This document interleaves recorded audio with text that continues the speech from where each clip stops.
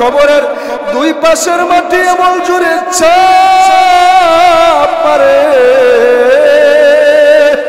চাপ মারার সঙ্গে সঙ্গে ওই গুনাহগার বান্দার, নাফরমান বান্দার দুই পাজরের হাড্ডিগুলা একটি আর একটির ভিতরে ঢুকে যায়।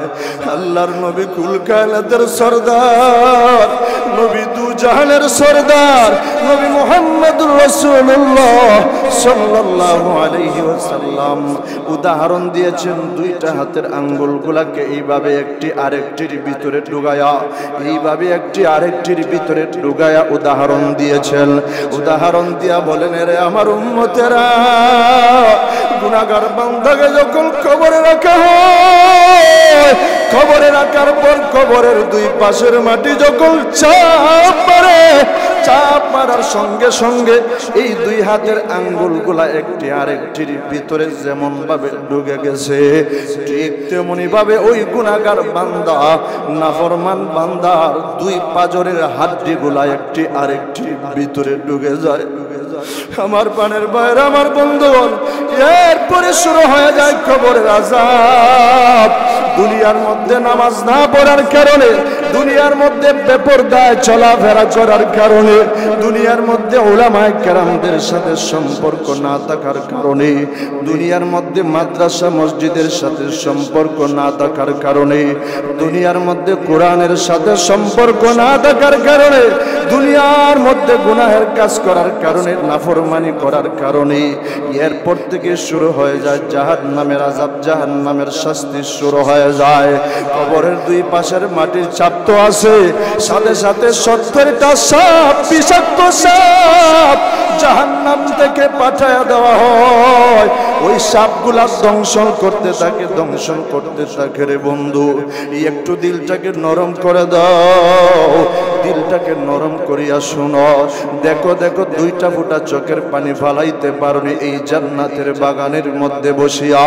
আমার পানের বাহির, আমার বন্ধুগণ, আর মানুষটা যদি নেককার হয়, মানুষটা যদি দুনিয়ার জমিনে যদি কোরআন পড়ে থাকে, কোরআন ওয়ালাদের সাথে সম্পর্ক করে থাকি, মাদ্রাসা মসজিদের সাথে যদি সম্পর্ক করে থাকি, দুনিয়ার মধ্যে যদি নেক কাজ করে থাকি, দুনিয়ার মধ্যে যদি গুনাহ না করে থাকে, দুনিয়ার মধ্যে যদি গুনাহ না করে থাকে, দুনিয়ার মধ্যে যদি গান বাজনা না শুনে থাকে, দুনিয়ার মধ্যে যদি বেপরদায় চলাফেরা না করে থাকি, দুনিয়ার মধ্যে আল্লাহ রাব্বুল আলামিনের হুকুম মতো চলেছে।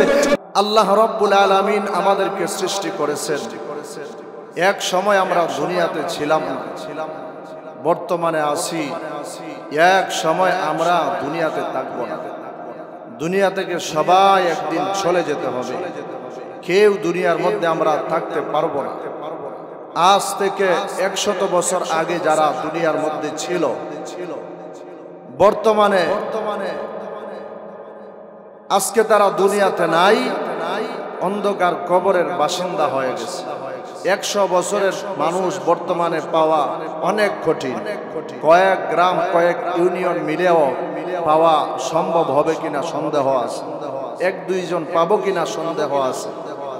আজ থেকে 100 বছর পরে, 150 বছর পরে এখানে আমরা যারা আছি, আমরা কেউ থাকবো না দুনিয়াতে। সবাই আমরা মাটির নিচে চলে যাব, সবাই আমরা কবরে চলে যাব। ঠিক না বেঠিক? জোরে বলে। মুহতারাম হাজিরিনে কেরাম, তাহলে এই দুনিয়া থেকে সবাইকে একদিন চলে যেতে হবে।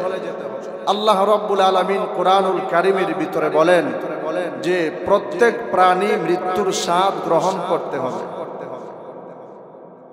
প্রত্যেক প্রাণী মরণশীল, যার জন্ম হয়েছে তার মৃত্যু অবধারিত। আল্লাহ রাব্বুল আলামিন কোরআনুল কারীমের ভিতরে বলেন, কুল্লু নাফসিন যায়িকাতুল মাউত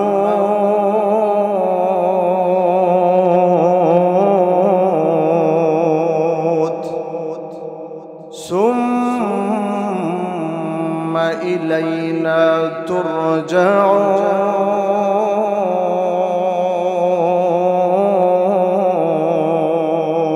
আল্লাহু আকবার। সমস্ত প্রাণী মৃত্যুর স্বাদ গ্রহণ করতে হবে। আবার আল্লাহ রাব্বুল আলামিনের কাছে ফিরে যেতে হবে, ঠিক না বেঠিক? জোরে বলেন। এই যে আমরা দুনিয়া থেকে চলে যাব, আমাদের মরণের সময় কি অবস্থাটা হবে? দুনিয়ার জমিনে আজকে আমরা বাহাদুরি করে চলি, বাহাদুরি করে অনেকে টাকার গরম দেখায়, অনেকে ক্ষমতার গরম দেখায়, অনেকে গোষ্ঠীর গরম দেখায়, বংশের গরম দেখায়, বিভিন্ন মানুষ বিভিন্ন গরম দেখায়, অহংকার করে। এই যে আল্লাহ রাব্বুল আলামিন গতকালকে আর জুমার দিন দেখা দিয়েছেন, একটু নাড়া দিলে সমস্ত অহংকার শেষ হয়ে যাবে, ঠিক না বেঠিক? জোরে বলে। সামান্য হালকা ভূমিকম্প হয়েছে, সামান্য ভূমিকম্প হওয়ার পরে এই অবস্থা যদি আরেকটু বাড়ায় দেওয়া হয় তাহলে কি অবস্থাটা হবে? আরেকটু চিন্তা করে দেখেন, কিয়ামতের সময় যেই সময় সব কিছু ধ্বংস হয়ে যাবে, ওই সময় কি অবস্থাটা হবে? মুহতারাম হাজিরিনে কেরাম, এই জন্য কিয়ামতের ভয়, মৃত্যুর ভয়, কবরের আযাবের ভয়, আখিরাতের ভয় আমাদের অন্তরের ভিতরে থাকা দরকার, অন্তরের ভিতরে ঢোকানো দরকার, ঠিক না বেঠিক? জোরে বলে।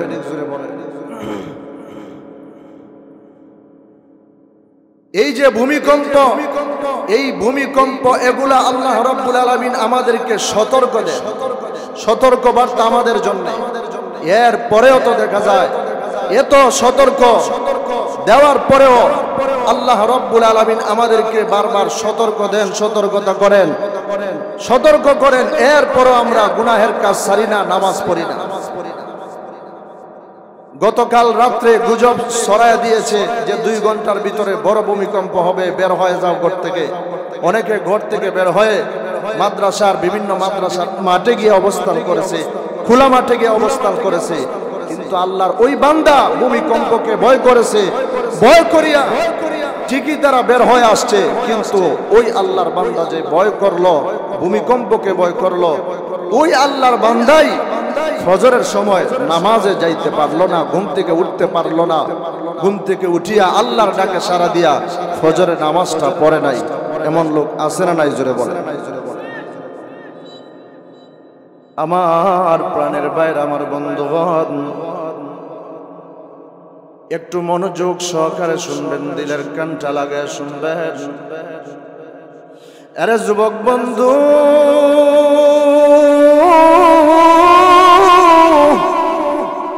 এ মুসলমান, এরে নরসিংদীর মানুষ, একটু মনোযোগ সহকারে শুনবেন, দিলের কানটা লাগায় শুনবেন। সবাইকে একদিন দুনিয়া থেকে চলে যেতে হবে, কেউ আমরা দুনিয়ার মধ্যে থাকতে পারবো না। মানুষের যে সময় মরণের সময় এসে যায়, মানুষের মরণের সময় মানুষের কানের পর্দা খুলিয়া দেওয়া হয়, মানুষের চোখের পর্দা খুলিয়া দেওয়া হয়। মানুষের চোখের একটা বাতিনি পর্দা আছে, মানুষের কানের একটা বাতিনি পর্দা আছে। বর্তমানে আমরা ফেরেশতাদেরকে দেখি না, কিন্তু ওই বাতিনি পর্দা যখন খুলিয়া দেওয়া হবে, মৃত্যুর সময় যখন চোখের বাতিনি পর্দা খুলিয়া দেওয়া হবে, ওই সময় আমরা ফেরেশতাদেরকে দেখতে পারবো। ওই সময় মানুষেরা ফেরেশতাদেরকে দেখতে পারে। যেই সময় কানের পর্দা খুলিয়া দেওয়া হয়, ওই সময় ফেরেশতাদের কথাবার্তাও শুনতে পারি। মানুষের যেই সময় মরণের সময় এসে যায়, ওই সময় মানুষটা যদি গুনাহগার হয়, মানুষটা গুনাহগার হওয়ার কারণে আজরাইল আলাইহিস সালাতু ওয়াস সালাম জাহান্নাম থেকে 500 ফেরেশতা নিয়ে হাজির হয়ে যায়। জাহান্নাম থেকে 500 ফেরেশতা নিয়ে হাজির হইয়া মালাকুল মাউত আজরাইল আলাইহিস সালাতু ওয়াস সালামের দৃশ্যটা কেমন থাকে? মালাকুল মাউত আজরাইলের এক হাত মাশরিকে আর এক হাত মাগরিবে, মাথা থেকে আসমানের উপরে, পা দুইটা 7 তবক জমিনের নিচে, প্রত্যেকটা লুম দিয়ে আগুনের গোলা বের হয়। দুইটা চক্ষু, প্রত্যেকটা চক্ষু নীল নদের মতো বড় থাকে, প্রত্যেকটা চক্ষু থেকে আগুনের গোলা বের হয়। মালাকুল মাউত আজরাইল আলাইহিস সালাতু ওয়াস সালামের হাতের নখগুলা থাকে এতটুকু লম্বা লম্বা। এই দৃশ্য নিয়ে যখন হাজির হয়ে যায় ওই গুনাহগার বান্দা, নাফরমান বান্দা, এই দৃশ্যটা দেখিয়া মালাকুল মাউত আজরাইল আলাইহিস সালাতু ওয়াস সালামের এই সুরতটা দেখিয়া আল্লাহর নবী কুল কায়নাতের সরদার, নবী দু জাহানের সরদার, নবী মুহাম্মদুর রাসূলুল্লাহ সাল্লাল্লাহু আলাইহি ওয়াসাল্লাম ডেকে ডেকে বলেন, প্রত্যেকটা মানুষের দেহের ভিতরে 360টি জোড়া রয়েছে। ওই গুনাহগার বান্দা রূহটা প্রত্যেকটা জোড়ায় জোড়ায় পলায়ন করতে থাকে, প্রত্যেকটা জোড়ায় জোড়ায় পলায়ন করতে থাকে। মালাকুল মাউত আজরাইল আলাইহিস সালাতু ওয়াস সালাম ওই গুনাহগার বান্দাকে ডাক দিয়ে বলে, রে নাফরমান, রে গুনাহগার, দুনিয়ার মধ্যে কত বড় বড় রাজা বাদশারা এসেছিল, কেউ আমার কাছ থেকে রেহাই পায় নাই রে। দুনিয়ার মধ্যে কত লক্ষ লক্ষ পয়গম্বর ছিলেন, কেউ আমার কাছ থেকে রেহাই পায় নাই। সবাইকে দুনিয়া থেকে চলে যেতে হয়েছে, সবাই আমার হাতের গ্রাস হয়েছে, সবার জানটা আমি কবজ করেছি। এ নাফরমান, এ গুনাহগার, আজকে তুইও আমার কাছ থেকে রেহাই পাইবে না। এই কথাটা বলিয়া মালাকুল মাউত আজরাইল আলাইহিস সালাতু ওয়াস সালাম নিজের হাতটাকে ওই গুনাহগার বান্দার রোহের ভিতরে এইভাবে এমন ভাবে ঢুকায়া দেয়, ঢুকায়া হাতটাকে রোহের মধ্যে পেছায়া পেছায়া এইভাবে রুহটাকে এমন জোরে একটা টান মারবে গো। টান মারার সঙ্গে সঙ্গে রুহটাকে টান দিয়া সিরিয়া নিয়ে আসে আল্লাহর নবী কুল কায়নাতের সরদার, নবী দু জাহানের সরদার, নবী মুহাম্মদুর রাসূলুল্লাহ সাল্লাল্লাহু আলাইহি ওয়াসাল্লাম হাদিসের ভিতরে বলেন, আল্লাহর নবীজি ডাক দিয়া বলেন, জীবন্ত ছাগলের চামড়া যদি, ওই ছাগলের চামড়া যদি সিরিয়া নিয়ে আসা হয়, ওই জীবন্ত ছাগলের চামড়া সিরিয়া নিয়ে আসলে যেমন কষ্ট হবে, এর চাইতে আরো বেশি কষ্ট দিয়া, আরো বেশি আযাব দিয়া ওই গুনাহগার বান্দার জানটাকে কবজ করা হবে। নাউযুবিল্লাহ। মৌত জিস দিন আ গई,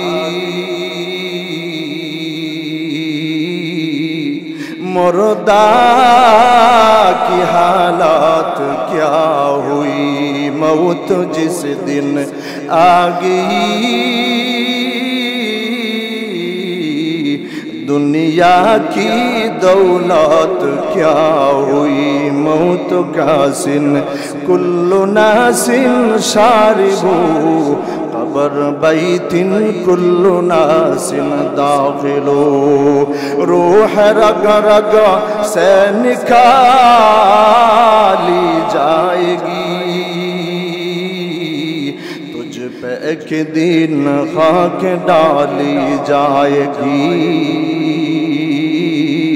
तुझ पे एक दिन खाक डाली जाएगी, मिचे दुनियार माया जाले पड़िया, মরণেরই কথা তুমি গেছো ভুলিয়া, মিছে দুনিয়ার মায়া জালে পড়িয়া, মরণেরই কথা তুমি গেছো ভুলিয়া, যেদিন আজরাইলে সেই মারবে থাবা, রক্ষা পাবে না সেদিন পড়বে ধরা, করোনা যতই তুমি বাড়ি গাড়ি, কবরেতে যেতে হবে সবই সারি, হও না যতই তুমি বীর পলোয়ান, সব কিছু ব্যঙ্গে চুরে হবে কান কান। ঠিক না বেটি? আরে যুবক বন্ধু, মনোযোগ সহকারে শুনবা, দিলের কানটা লাগায় শুনবা। আল্লাহর নবী কুল কায়নাতের সরদার নবী দু জাহানের সরদার নবী মুহাম্মদুর রাসূলুল্লাহ সাল্লাল্লাহু আলাইহি ওয়াসাল্লাম ডেকে ডেকে বলেন, ক্বালা রাসূলুল্লাহ সাল্লাল্লাহু আলাইহি ওয়াসাল্লাম আকসিরু যিকরা হাদিমিল লাযাতিল মাউত আও কামা ক্বালা নবী আলাইহিস সালাতু ওয়াসসালাম। আল্লাহর নবী কুল কায়নাতের সরদার নবী দু জাহানের সরদার নবী মুহাম্মদুর রাসূলুল্লাহ সাল্লাল্লাহু আলাইহি ওয়াসাল্লাম ডেকে ডেকে বলেন, আরে আমার উম্মতের দলেরা, তোমরা বেশি বেশি করে মৃত্যুর কথা স্মরণ করবা, বেশি বেশি করে মৃত্যুর কথা মনে করবা, বেশি বেশি করে তোমরা মৃত্যুর কথা মৌতের কথা স্মরণ করবা, মরণের কথা স্মরণ করবা। কারণ মৃত্যুর কথা যদি তুমি স্মরণ করো, মরণের কথা যদি তুমি স্মরণ করো, তাহলে তোমার ভিতরে আল্লাহর ভয় ঢুকবে। আমার পানের ভাইয়ের, আমার বন্ধুগণ, মালাকুল মউত আজরাইল আলাইহিস সালাতু ওয়াস সালাম যখন জানটা কবজ করে নিয়ে যাবে, জানটা যখন কবজ করলো, ওই বান্দাটা গুনাহগার হওয়ার কারণে ওই বান্দার লাশটাকে যখন গোসল করায়া, যখন কাফনের কাপড় পরিধান করায়া, জানাজার নামাজ পড়ায়া, যখন লাশের কাঠিয়াটা মানুষেরা যখন খাদের উপরে উঠে দেয়, খাদের উপরে উঠাইয়া যখন কবরের দিকে রওনা করে দেয়, কবরের দিকে রওনা করিয়া এবার যখন মানুষেরা হাঁটতে থাকে, হাঁটতে থাকে, মানুষেরা যখন কদম বাড়াইতে থাকে, ওই সময় গুনাহগার বান্দা, ওই নাফরমান বান্দা তার আত্মীয় স্বজন বন্ধু বান্ধবদেরকে ডেকে ডেকে বলে, আরে আমার আত্মীয় স্বজন বন্ধু বান্ধব, তোমরা আমাকে কোথায় নিয়ে যাইতেছো? তোমরা আমাকে একা রেখে কোথাও যাইবা না, তোমরা আমাকে একা রেখে কোথাও যাইবা না, তোমরা আমাকে একা রেখে যাইবা না। দেখো না আমার চোখের সামনে জাহান্নামের আগুন বাজতেছি, জাহান্নামের আগুন আমার চোখের সামনে ধাউ ধাউ করে জ্বলতেছে, জাহান্নামের আগুন দেখা যায়। এই কথা বলিয়া এই গুনাহগার বান্দা চিৎকার করতে থাকে, কান্নাকাটি করতে থাকে, কিন্তু মানুষেরা তো শুনে না, মানুষেরা শুনে না, মানুষেরা হাঁটতে থাকে, তার লাশের কাঠিয়াটা নিয়ে যাইতে থাকে, লাশের কাঠিয়াটা নিয়ে কবরের মধ্যে যায়, লাশের কাঠিয়া থেকে লাশটাকে উঠাইয়া, লাশটাকে নামাইয়া যখন কবরের মধ্যে রেখে দেয়, গুনাহগার বান্দাকে কবরের মধ্যে রাখার সাথে সাথে কবরের উপরে যখন বাঁশ যখন দিয়া দেয়, বাঁশটা দিয়া যখন কবরের উপরে যখন চাটাইটা দিয়ে দেয়, চাটাই দিয়া যখন মাটি দিয়া দেওয়া হয়, মাটি দেওয়ার পরে এবার কবরের মধ্যে রাখার পরে এই কবরের মধ্যে যখন মুনকার নাকির প্রশ্ন করে, প্রশ্ন করার পর ওই লোকটা, ওই গুনাহগার বান্দা প্রশ্নের জবাব দিতে পারে না, প্রশ্নের জবাব দিতে পারে না। প্রশ্নের জবাব যখন না দিতে পারলো, ওই গুনাহগার বান্দার দুই পাশের, এই ওই গুনাহগার বান্দার কবরের দুই পাশের মাটি এমন জোরে চাপ মারে, চাপ মারার সঙ্গে সঙ্গে ওই গুনাহগার বান্দার, নাফরমান বান্দার দুই পাজরের হাড্ডি গুলা একটি আর একটির ভিতরে ঢুকে যায়। আল্লাহর নবী কুল কায়নাতের সরদার নবী দু জাহানের সরদার নবী মুহাম্মদুর রাসূলুল্লাহ সাল্লাল্লাহু আলাইহি ওয়াসাল্লাম উদাহরণ দিয়েছেন, দুইটা হাতের আঙ্গুলগুলাকে এইভাবে একটি আরেকটির ভিতরে ঢুকায়া, এইভাবে একটি আরেকটির ভিতরে ঢুকায়া উদাহরণ দিয়েছেন। উদাহরণ দিয়া বলেন, রে আমার উম্মতেরা, গুনাহগার বান্দাকে যখন কবরে রাখা হয়, কবরে রাখার পর কবরের দুই পাশের মাটি যখন চাপ মারে, চাপ মারার সঙ্গে সঙ্গে এই দুই হাতের আঙ্গুলগুলা একটি আরেকটির ভিতরে যেমন ভাবে ঢুকে গেছে, ঠিক তেমনি ভাবে ওই গুনাহগার বান্দা, নাফরমান বান্দার দুই পাজরের হাড্ডিগুলা একটি আরেকটির ভিতরে ঢুকে যায়। আমার প্রাণের বাইরে আমার বন্ধুগণ, এরপরে শুরু হয়ে যায় কবরের আযাব। দুনিয়ার মধ্যে নামাজ না পড়ার কারণে, দুনিয়ার মধ্যে বেপরদায় চলাফেরা করার কারণে, দুনিয়ার মধ্যে উলামায়ে কেরামদের সাথে সম্পর্ক না থাকার কারণে, দুনিয়ার মধ্যে মাদ্রাসা মসজিদের সাথে সম্পর্ক না থাকার কারণে, দুনিয়ার মধ্যে কোরআনের সাথে সম্পর্ক না থাকার কারণে, দুনিয়ার মধ্যে গুনাহের কাজ করার কারণে, নাফরমানি করার কারণে এরপর থেকে শুরু হয়ে যায় জাহান্নামের আযাব, জাহান্নামের শাস্তি শুরু হয়ে যায়। কবরের দুই পাশের মাটির চাপ তো আছে, সাথে সাথে 70টা সাপ, বিষাক্ত সাপ জাহান্নাম থেকে পাঠায়া দেওয়া হয়। ওই সাপগুলা দংশন করতে থাকে, দংশন করতে থাকে। রে বন্ধু, একটু দিলটাকে নরম করে দাও, দিলটাকে নরম করিয়া শুনো। দেখো দেখো, 2টা ফোঁটা চোখের পানি ফালাইতে পারোনি এই জান্নাতের বাগানের মধ্যে বসিয়া। আমার পানের বাহির আমার বন্ধুগণ, আর মানুষটা যদি নেককার হয়, মানুষটা যদি দুনিয়ার জমিনে যদি কোরআন পড়ে থাকে, কোরআন ওয়ালাদের সাথে সম্পর্ক করে থাকি, মাদ্রাসা মসজিদের সাথে যদি সম্পর্ক করে থাকি, দুনিয়ার মধ্যে যদি নেক কাজ করে থাকি, দুনিয়ার মধ্যে যদি গুনাহ না করে থাকে, দুনিয়ার মধ্যে যদি গুনাহ না করে থাকে, দুনিয়ার মধ্যে যদি গান বাজনা না শুনে থাকে, দুনিয়ার মধ্যে যদি বেপরদায় চলাফেরা না করে থাকি, দুনিয়ার মধ্যে আল্লাহ রাব্বুল আলামিনের হুকুম মতো চলেছে, নবীজির সুন্নাত অনুযায়ী চলেছে, উলামায়ে কেরামদের সাথে সম্পর্ক রেখেছে। দগরিয়া মাদ্রাসা আছে আমার সামনে, এই যে দগরিয়া মাদ্রাসা, মাদ্রাসা নবীজির বাগান, এই নবীজির বাগানের সাথে সম্পর্ক রাখলো। মাদ্রাসার উলামায়ে কেরাম তলাবুল ইলমদের সাথে সম্পর্ক রেখে চলেছে। দগরিয়া বাইতুশ শরীফ হিফজ মাদ্রাসা, এই সমস্ত মাদ্রাসার সাথে সম্পর্ক রেখে চলেছি, উলামায়ে কেরামদের সাথে সম্পর্ক রেখে চলেছি। দুনিয়ার মধ্যে নেক কাজ করার কারণে যেই সময় ওই লোকটার মরণের সময় হয়ে যায়, ওই সময় মালাকুল মাউত আজরাইল আলাইহিস সালাতু ওয়াস সালাম জান্নাত থেকে 500 ফেরেশতা নিয়ে হাজির হয়ে যায়। জান্নাত থেকে যখন 500 ফেরেশতা নিয়ে হাজির হয়ে গেল, সুন্দর সুরত করিয়া, জান্নাতি পোশাক পরিধান করিয়া 500 ফেরেশতা নিয়ে যখন হাজির হয়ে গেল, এবার আল্লাহর নবীজি বলেন, এত সুন্দর করে এত আরামের সাথে জানটাকে কবজ করা হয়।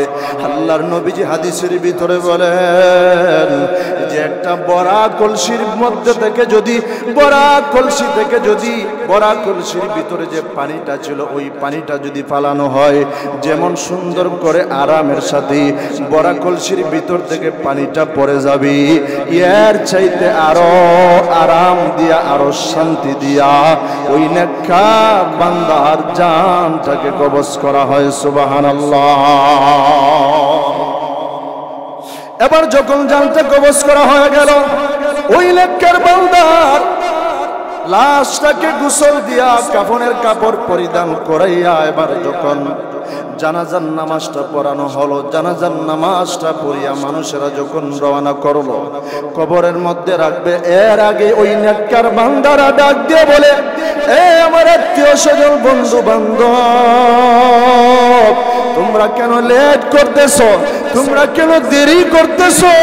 তোমরা দেরি করবা না, লেট করবা না, তাড়াতাড়ি আমাকে নিয়ে আমার গন্তব্যস্থলে পৌঁছায় দাও, কারণ আমার চোখের সামনে জান্নাত তুলে ধরা হয়েছে, জান্নাত আমার চোখের সামনে ভাসতেছি।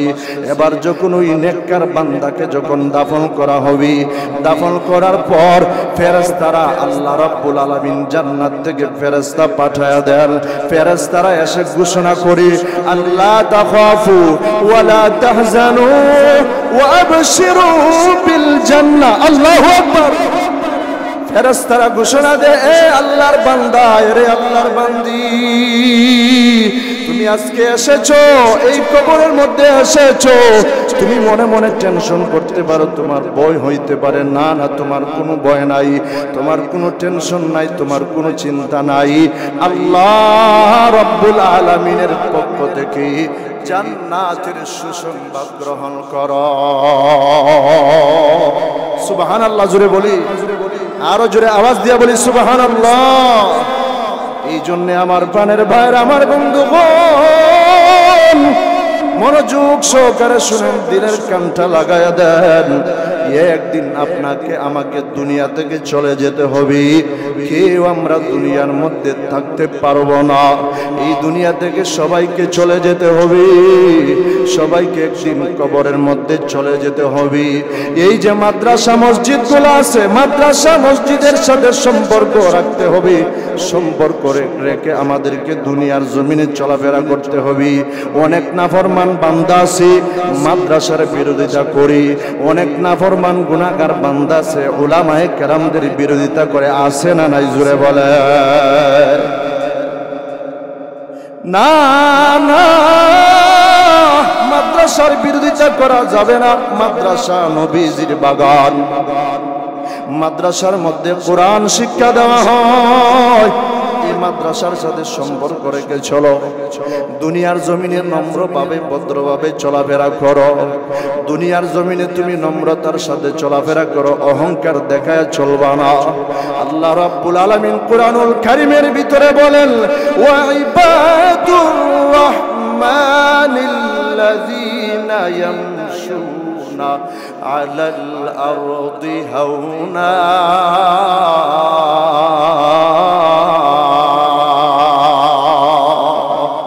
আরো জোরে বলে আল্লাহু আকবার। হাত উঠায় ঈমানি আওয়াজে বলে আল্লাহু আকবার। আল্লাহ রাব্বুল আলামিন বলেন, দুনিয়ার জমিনে যারা নম্রভাবে চলে, ভদ্রভাবে চলে, তারা হলো রহমানের বান্দা। দুনিয়ার মধ্যে নম্রভাবে ভদ্রভাবে চললে রহমানের বান্দা হওয়া যায়। আমার পানের বাহিরে আমার বন্ধুগণ, এই দুনিয়ার মধ্যে যদি নম্রভাবে ভদ্রভাবে চলি, জুড়ে বলেন কার বান্দা হতে পারবো? রহমানের বান্দা হতে পারবো। রহমান কে? জুড়ে বলেন, আর জুড়ে বলেন কে? আল্লাহর নাম নিতে কোনো অসুবিধা আছে নাকি? আমার পানের ভাইরা, আমার বন্ধুগণ, আল্লাহর নামের মজা যে পাইছে, আল্লাহ পাকের জিকির করে, আল্লাহ পাকের নামটা নেই। আমরা তো অনেকে দেখা যায় জিকিরকে পছন্দ করে না, অনেকেই দেখা যায় জিকির করে না, দিনের পর দিন চলে যায়, দেখা যায় জিকির নাই, আল্লাহর নামের জিকির নাই। আল্লাহর নামটা নিবি, আল্লাহকে আল্লাহ বলে ডাক দিবি। এমন মানুষও আছে যে আল্লাহকে আল্লাহ বলে ডাক দিবি, মনে করে যে মাহফিলের মধ্যে বসে রয়েছি, জুরে চিল্লায়া আল্লাহর নামে ডাক দিলে কি হবে? আরে ভাই, যে আল্লাহ পাকের নামের মজা পাইছে, সে আল্লাহকে ডাক দেয় পাগলের মতো। ঠিক না বেঠিক? জুরে বলেন। হযরত ইব্রাহিম আলাইহিস সালাতু ওয়াস সালাম আল্লাহর নামের মজা পেয়েছেন, যার কারণে আল্লাহ রাব্বুল আলামিন ইব্রাহিমকে খলিলুল্লাহ বানাইছিলেন। ফেরেশতারা ডাক দেয়া বলে, আল্লাহ ইব্রাহিমকে খলিল উপাধি দিয়েছেন কেন? কেন? পরীক্ষা করতে চাই। কেন বন্ধু বানাইছেন? একটু পরীক্ষা করতে চাই। এবার একজন ফেরেশতাকে পাঠিয়ে দেওয়া হলো, মানুষ রূপী ফেরেশতা। মানুষের রূপ ধরিয়া ফেরেশতা এসে হাজির হয়ে গেছে। ফেরেশতা হাজির হইয়া এবার ফেরেশতা ইব্রাহিম আলাইহিস সালাতু ওয়াস সালামের বাড়ির পাশে, বাড়ির আঙ্গিনায় এমন একটি তাসবিহ পাঠ করলো, আল্লাহ পাকের জিকির করতে শুরু করে দিল। সুবহানাজিল মুলকি ওয়াল মালাকুত, আল্লাহু আকবার। সুবহানাজিল মুলকি ওয়াল মালাকুত, সুবহানাজিল ইজ্জতি ওয়াল আযমাতি ওয়াল হাইবাতি ওয়াল কুদরাতি ওয়াল কিবরিয়াই ওয়াল জাবারুত।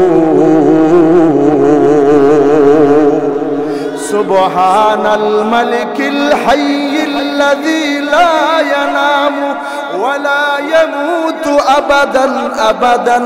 সুবহুল কুদ্দুসুন রব্বুনা ওয়া রব্বুল মালাইকাতি ওয়ার রূহ। আল্লাহু আকবার। এই আওয়াজটা যখন ইব্রাহিম আলাইহিস সালাতু ওয়াস সালামের কানের মধ্যে পৌঁছে গেল, আর ঘরের মধ্যে থাকতে পারলেন না। ইব্রাহিম আলাইহিস সালাতু ওয়াস সালাম ঘর থেকে বের হয়ে গেছে।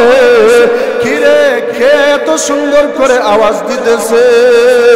এত সুন্দর করে মাওলা পাকের জিকির করতেছে, এত সুন্দর করে আল্লাহ পাকের তাসবিহাত গুলা পাঠ করতেছে। কে রেখে এই কথা বলিয়া দৌড়াইয়া গিয়া দেখে একজন লোক বসে রয়েছে। আরে ভাই, একটু আগেই না তুমি এত সুন্দর করে আল্লাহ পাকের তাসবিহাত গুলা পাঠ করেছ, একটু দয়া করে মায়া করে মেহেরবানি করে আমাকে একটু শোনায় দাও না। ওই লোকটা ডাক দেয়া বলে, না আমি শোনাবো না, আমি বিনিময় ছাড়া কাউকে এই বাক্যগুলা শোনাই না। তুমি আমাকে কি বিনিময় দিবা বলো, আগে বলো তুমি আমাকে কি দিবা, এরপরে আমি তোমাকে শোনায়া দেব। ইব্রাহিম আলাইহিস সালাতু ওয়াস সালাম এবার ওই লোকটাকে ডাক দেয়া বলে, আরে ভাই, আরে আল্লাহর বান্দা, তুমি যদি আমাকে শোনায়া দাও, আমার অনেক সম্পদ আছে, উটের পাল আছে, ভেড়া দুম্বার পাল আছে, কাশির পাল আছে, ছাগলের পাল আছে, অনেক জায়গা সম্পত্তি আছে, অনেক সম্পদ আছে। তুমি যদি আমাকে একটা বার শোনায়া দাও, তাহলে তোমাকে আমার সম্পত্তির অর্ধেক সম্পত্তি দিয়া দিব। সুবহানাল্লাহ। আর ওই লোকটা আবার শোনায় দিল, সুবহানাজিল মুলকি ওয়াল মালাকুত। শোনায় দেওয়ার পর আবার বন্ধ করে দিয়েছে। ইব্রাহিম আলাইহিস সালাতু ওয়াস সালাম দুইটা চোখের পানি ছেড়ে দিয়া কান্দে, আর এইভাবে জ্বলাইতেছে, এইভাবে জ্বলতেছে জ্বলতেছে জ্বলতেছে, দুইটা চোখের পানি ছেড়ে দিয়া কাঁদতেছে আর জ্বলতেছে। আর ডাক দেয়া বলে, আরে আল্লাহর বান্দা, তুমি কেন বন্ধ করে দিয়েছো, আবার তুমি আমাকে শুনাই বলি। এবার ওই লোকটা ডাক দেয়া বলি, আমি তো বিনিময় ছাড়া কাউকে শোনাই না, তুমি আমাকে অর্ধেক সম্পত্তি দিয়েছ, আবার শোনাইলে তুমি কি দিবা? ইব্রাহিম আলাইহিস সালাতু ওয়াস সালাম ডেকে ডেকে বলেন, তুমি যদি আমাকে আরেকটা বার শোনায় দাও, তোমাকে আমি আমার বাকি অর্ধেক সম্পত্তি দিয়া দিব। সুবহানাল্লাহ। এবার আরেকবার শোনায় দিল, সুবহানাজিল মুলকি ওয়াল মালাকুত। শোনায় দিল, শেষ পর্যন্ত শোনায় দিল। ইব্রাহিম আলাইহিস সালাতু ওয়াস সালাম বলেন, ভাইরে আর বন্ধ করিও না, আবার পড়ো না, আরেকবার পড়ো না, বারবার পড়ো না, এত মজা লাগে, এত মজা লাগে, এত সুন্দর করে তুমি পড়তেছ। ওই লোকটা ডাক দেয়া বলে, না আমি তো বিনিময় ছাড়া কাউকে শুনাই না, তুমি তোমার সমস্ত সম্পত্তি দিয়া দিয়েছো, তোমার কাছে তো আর কিছুই নাই, তুমি আমাকে কি দিবা? ইব্রাহিম আলাইহিস সালাতু ওয়াস সালাম দুইটা চোখের পানি সারিয়া কাঁদলে, আর ওই লোকটাকে জড়ায়া ধরলো, জড়ায়া ধরিয়া ডাকতে বলে, আরে আল্লাহর বান্দা, তুমি যদি আমাকে আর একটা বার শোনায় দাও, তাহলে তোমাকে কথা দিলাম, আমার তো কোনো সম্পত্তি নাই, কোনো কিছুই নাই, সব কিছু তোমাকে দিয়া দিলাম। আরে আল্লাহর বান্দা, তুমি যদি আমাকে আরেকটা বার শোনায়া দাও, তাহলে আমি কথা দিলাম, আল্লাহর কসম করে বলতেছি, সারাটা জীবন আমি ইব্রাহিম তোমার গোলাম হয়ে থাকব। আর জুড়ে বলি সুবহানাল্লাহ।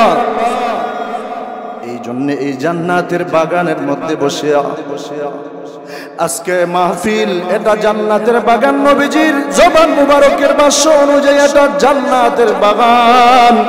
এই জান্নাতের বাগানের মধ্যে বসিয়া আজকে গুনাহ মাফের আশায় অন্তরের গভীর থেকে, অন্তরের ভিতর থেকে গুনাহ মাফের আশায় দুইটা হাত উঠাইয়া আমার আল্লাহকে একবার ডাক দেও না, বলো না আল্লাহ।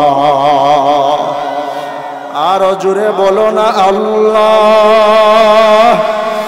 আরো জোরে আওয়াজ দিয়া বলো না আল্লাহ। তো খুদা ওয়ান্দে ইয়ামিনি, তো খুদা ওয়ান্দে ইয়াসারি, তো খুদা ওয়ান্দে আরাদি, তো খুদা ওয়ান্দে সামাই। তু রহিমি তু করিমি তু সামিঈ তু বসিরি তু জলিলুল জাবারুতি তু আমিরুল উমারাই हमें तू दोस्त बना ले हमें तू दोस्त बना ले हमें तू मस्ती बना दे हमें तू प्यार बना ले हमें तू यार बना ले जुरे बोलें अल्लाहु अकबर एशोना अल्लाहर नामे गान गाई एशोना मन प्राण जुराई अल्लाहु अकबर बोलो अल्लाहु अकबर अल्लाहु अकबर बोलो अल्लाहु अकबर अल्लाहु अकबर सबाई बोले अल्लाह আমার প্রাণের ভাই আমার বন্ধুগণ যেই কথাটা বলতেছিলাম আল্লাহ রাব্বুল আলামিন ডাক দেয়া বলেন ওয়া ইবাদুর রাহমানিল্লাযীনা ইয়ামশুনা আলাল আরদি হাওনা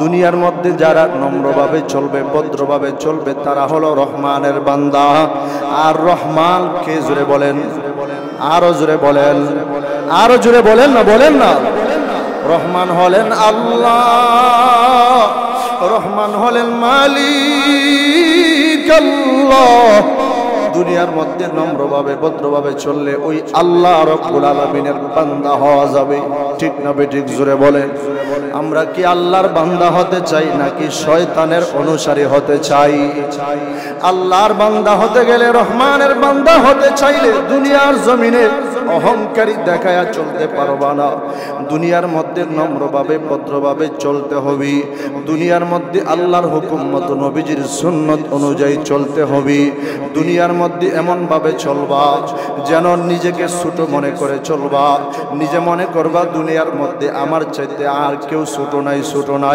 তুমি যদি নিজেকে ছোট মনে করে চলো তাহলে জোরে আওয়াজ দেয়া বলবেন কে বড় বাড়ায়া দিবে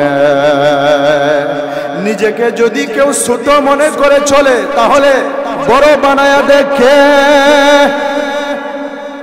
আপনি যদি আপনাকে নিজেকে ছোট মনে করে চলেন আল্লাহ রাব্বুল আলামিন আপনাকে বড় বানায়া দিবি নিজেকে ছোট মনে করে দুনিয়ার জমিনে যদি চলো আর দুনিয়ার জমিনে তুমি এমন ভাবে চলবা আল্লাহর হুকুম মতো চলবা নবীজির সুন্নাত অনুযায়ী চলবা কারণ আমার আলোচনার ভিতরে আমি বলেছি যে সকলকে একদিন দুনিয়া থেকে চলে যেতে হবে মৃত্যুর স্বাদ সবাই একদিন গ্রহণ করতে হবে সবাইকে কবরে চলে যেতে হবে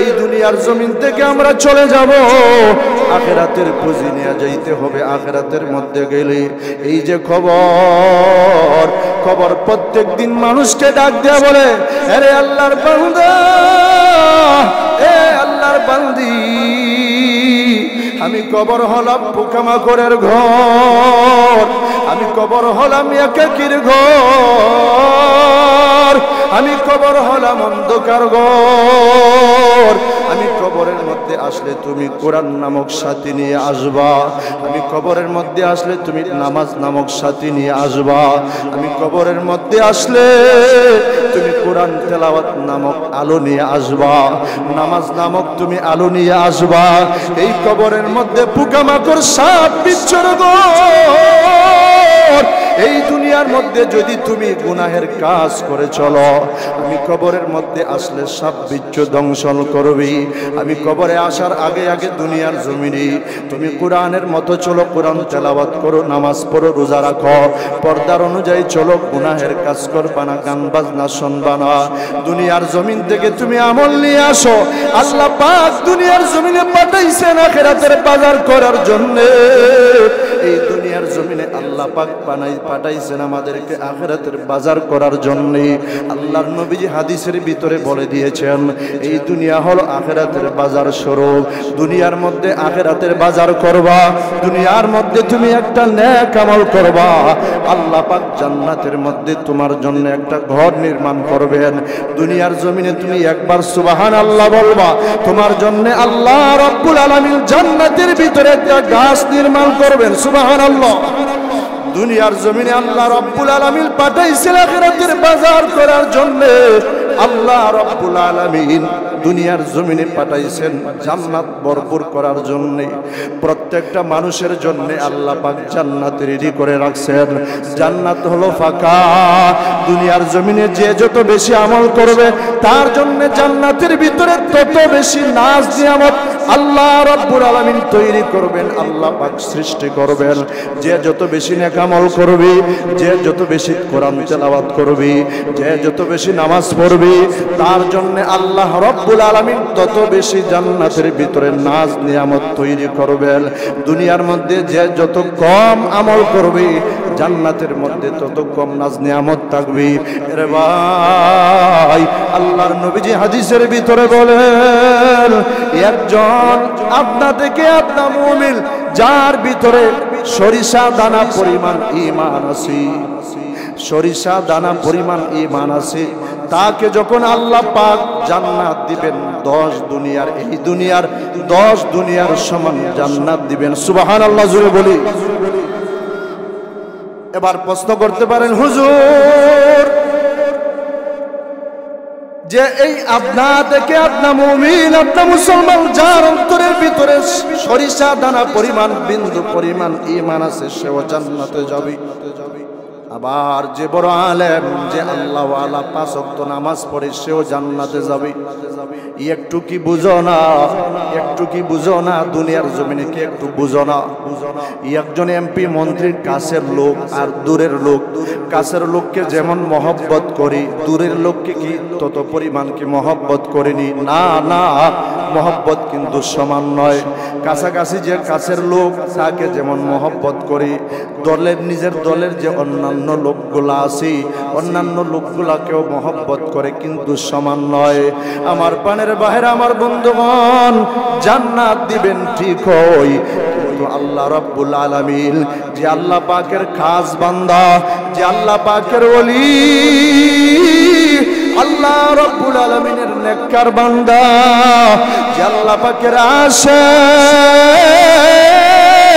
যে আল্লাহ পাকের জাকির, ওই সমস্ত জাকিরিনদেরকে, ওই সমস্ত নেককারদেরকে, ওই সমস্ত কোরআন ওয়ালাদেরকে আল্লাহ পাক তো জান্নাত তো দিবেন, আরো বেশি করে সাজায় দিবেন। সুবহানাল্লাহ জোরে বলি।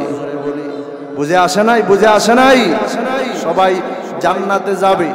যেই সময় আল্লাহ রাব্বুল আলামিনকে দেখবে ওই সময় প্রত্যেকে যার যার চেয়ারে বসবে, প্রত্যেকেই দেখবে যে আমার চেয়ারটা বেশি বড়, বেশি সুন্দর, কিন্তু না, যার যার শান অনুযায়ী, যার যার আমল অনুযায়ী আল্লাহ রাব্বুল আলামিন প্রত্যেকের আমল অনুযায়ী চেয়ার দিবেন।